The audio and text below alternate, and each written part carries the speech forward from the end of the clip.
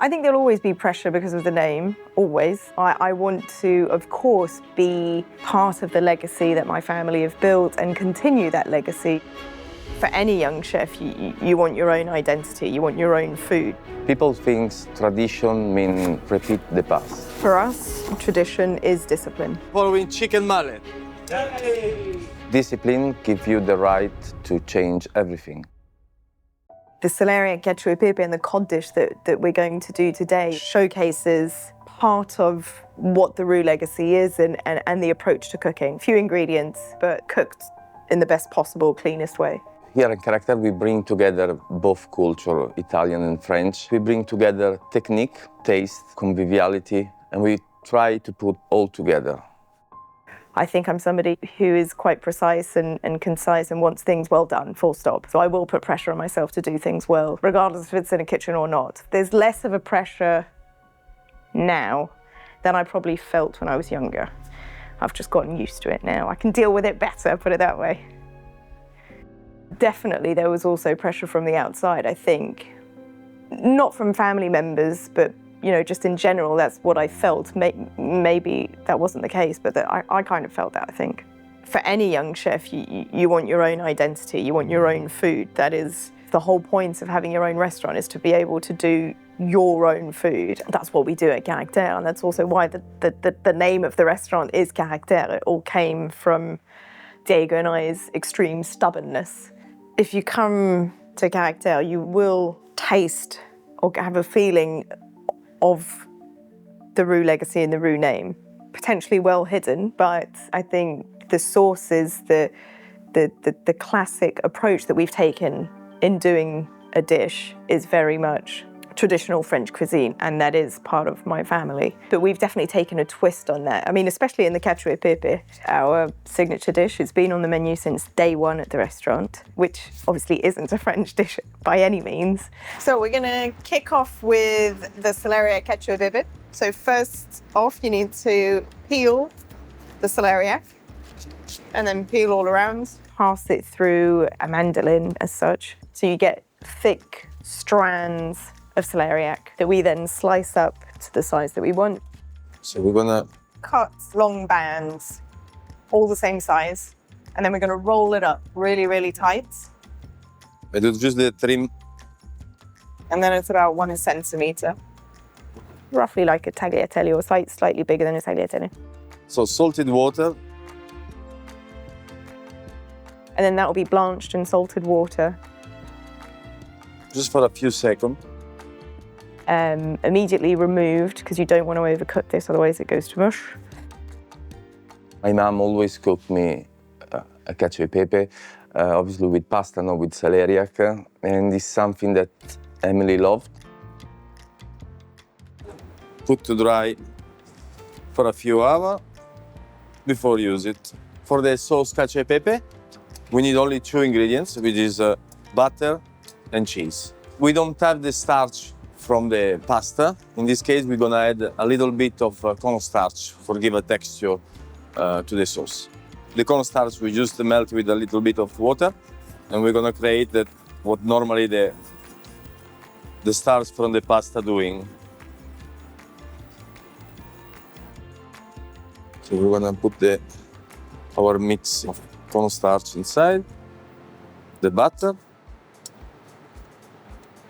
the 2 kinds of pecorino cheese. So one is a pecorino sardo, which is less aged, more creamy. And one is pecorino romano, which is more aged, more strong flavor. Crushed pepper, a little bit of salt.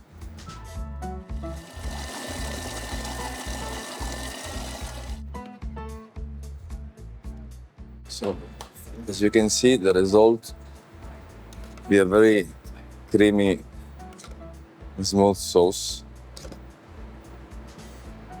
So we're gonna mix the celeriac with the sauce. It's tossed for a couple of minutes in this pecorino. There's 2 types of pecorino, black pepper sauce.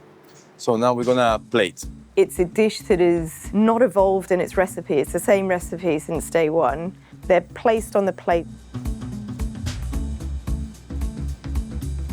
on the plate with some freshly grated pecorino pepper on the top.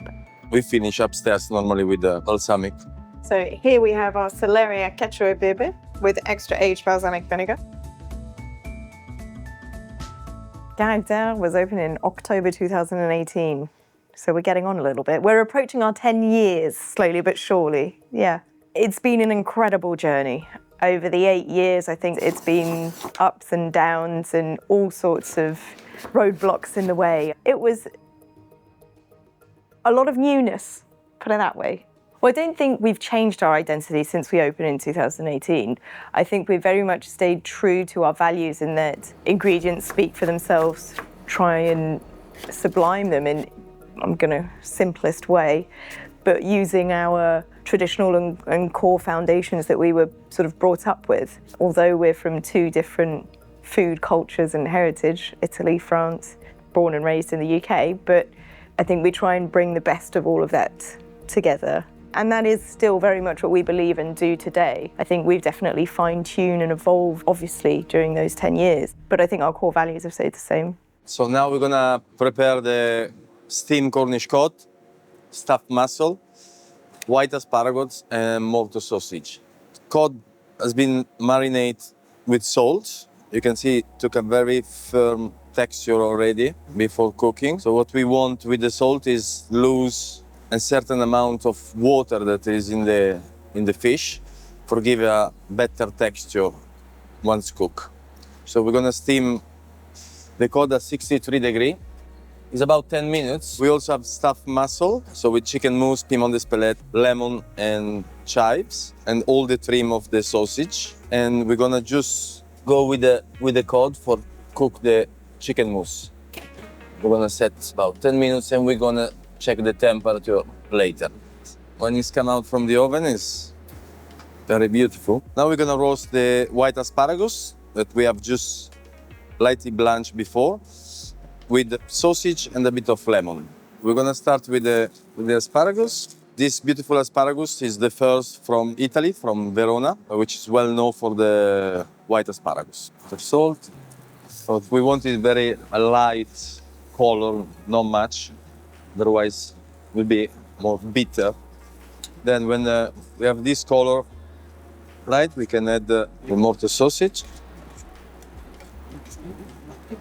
Only reheat basically the sausage. We don't want any caramelization. We're gonna finish with a little bit of lemon zest, just mixed with a bit of oil. I think we use a very classic ingredient. Maybe we change the kind of sausage. Morto is a bit smoky. Trick a bit the beurre blanc with some oil, strong flavor like tarragon or saffron. But I think the base is still classic, and we give a little twist, a bit of lemon and oil. Lemon zest also for the freshness, for the taste, which is going very well with the shellfish and with the asparagus. So we start to put the roast white asparagus. As you can see, all the lemon zest and a bit of sausage is still on it. Add a little diced sausage, which has been roasted together next to the asparagus. I'm gonna add a little bit of parsley puree, like a bit of herbal taste on it. A bit more mortar sausage, stuffed mussel. I'm gonna finish the garnish with a bit of fresh herbs, fennel top, a bit of garlic flour, our cod. We will serve the sauce at the table, which is the beurre blanc with a bit of saffron, and we're gonna split this with a bit of tarragon oil. So here we have our steamed Cornish cod, white asparagus, stuffed mussels, saffron beurre blanc with tarragon oil. When they leave here, they feel like, oh, they've joined a little bit of this family.